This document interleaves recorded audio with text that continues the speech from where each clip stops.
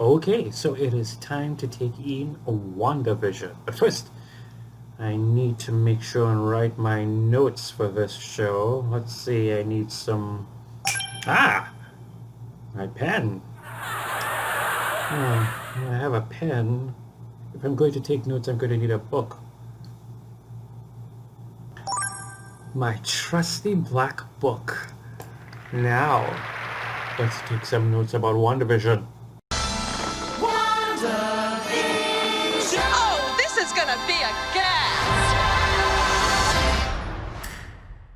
I grew up in a beautiful, beautiful space in that I got to have both my He-Man and my Brave Star and my SWAT Cats, but I also got to have Mary Tyler Moore and I Dream of Jeannie and Bewitched, that kind of vibe. So getting to see the first two episodes of WandaVision uh, with that kind of sentiment, that kind of vibration, it's just joy. Of course, I'm not that old. I was born in color. But for the sake of this, let's do it in black and white. Much better.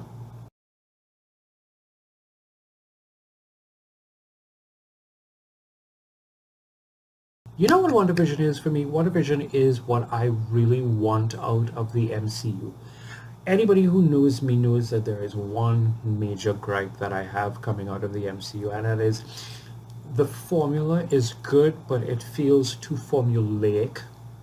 It feels too formulaic. Like, I love phase one, but phase two and phase three started to ramp up the comedy. It started, well, the humor. Let's not say comedy. Let's say humor. It started to ramp up the humor, and the villains didn't feel like if there was a real stake in them, or there was real stakes to be had with the villains. WandaVision comes across on the screen and you just immediately like, this is different. This is not, TV critics saying, oh, it's different, and then it just, I don't know what. This really is different. This is the kind of different that I want to see coming out of the MCU. And to be honest with you, I am even more excited to see what phase 4 movies would look like, because we know that WandaVision is tied into Doctor Strange and the Multiverse of Madness, so that's going to be something to look forward to. I am in love with all of this. I am in love with the music, the theme song for this. Oh my god.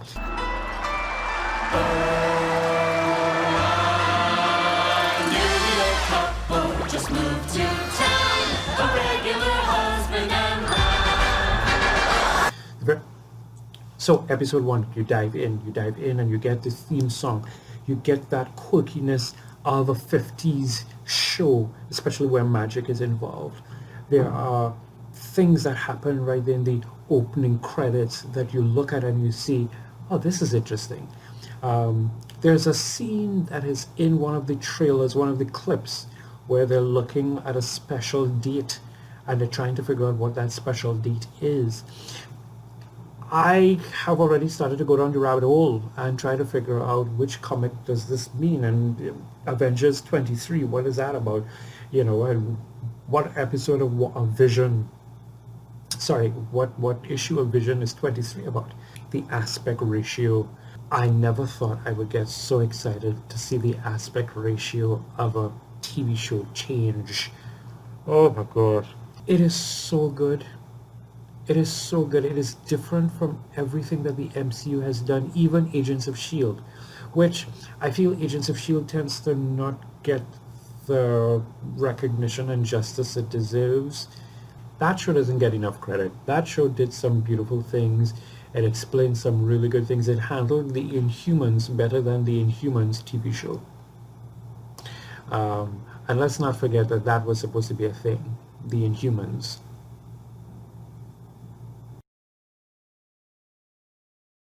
Elizabeth Olsen and Paul Bettany, they pull it. They pull it. You feel it. You feel when he's anxious. You feel when she's trying to do her little magic fingers. You feel what the characters of a sitcom in that era would feel. And I love it. It is true. You'll hear me say that a lot. It is true. Even the jokes and the ads, there are ads within, 50s ads within the sitcom reality, and it's like ads from so and so and so. When you see it, you'll know, because I'm trying to be as spoiler-free as possible. You know what it is about WandaVision that I like so much? You don't feel forced. Catherine Hahn was saying in an interview for Nerdist, Hector Navarro interviewed them, and for Nerdist, and she was saying they're not. It's not satirical. It's not a parody of. These are the actors themselves are immersing themselves in this sitcom reality, and you feel it. It's not them trying to spoof, how it was back then. No, this is real. It's real. I have to say my favorite scene stealer right now is Catherine Hahn. I think by now we could all safely say that Agnes is a version of Agatha Harkness. Let's just be real about it. And then as each episode ends, as each episode closes, you get to see a little bit more of who's pulling the strings. But you don't have to wait until the episode ends. You're actually... There is something sinister that is just there draping over everything that is going on. There are moments where they just stop, especially in the first episode. In the second episode, it amps it up a little bit. But in the first episode, they just stop, and you sense that there is something going on. There is a scene. There's something that happens at the dinner sequence, at the dinner scene. And I'm like, this is some Twilight Zone stuff. Here's my personal theory on WandaVision. 1. Wanda's doing this. Wanda is making this whole reality.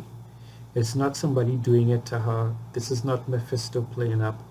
It is Wanda, because she is in pain. We all know what happens when Wanda is in pain, for those of us who are into the comic side of things. This is Wanda playing up. Theory 2 is that everybody in Westview is in hell. I think Westview is a type of hell or a purgatory place, and everybody who is there exists in that hellscape. And that hellscape is expanding, and that's how SWORD has to come in and do their due and maybe stop Wanda or help Wanda or whatever Wanda and Vision.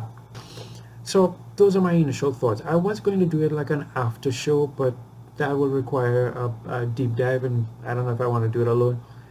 But those are my thoughts on the first 2 episodes of WandaVision. Should you watch it? Yes. Should you keep watching it? Yes. Is it different from what it goes on in the MCU? Blessedly, yes. I love the MCU. I will dress up every time I go see a Marvel movie, but I like what I'm seeing here. And if what I'm seeing here is any indication what phases 4, 5, and beyond is going to be like, bring it. Take the swings. Take the risks. Do all the things. And let's enjoy it. Bravo on the cast. Mwah! Bravo on the cast. Bravo on the behind the scenes crew. It was taped in front of a live studio audience, so figure that out. The sets, I'm trying to talk and not be a spoiler, so yay. Anyway, point is, it's on Disney Plus. We now have Disney Plus in the Caribbean, so have fun, enjoy it. Vision out.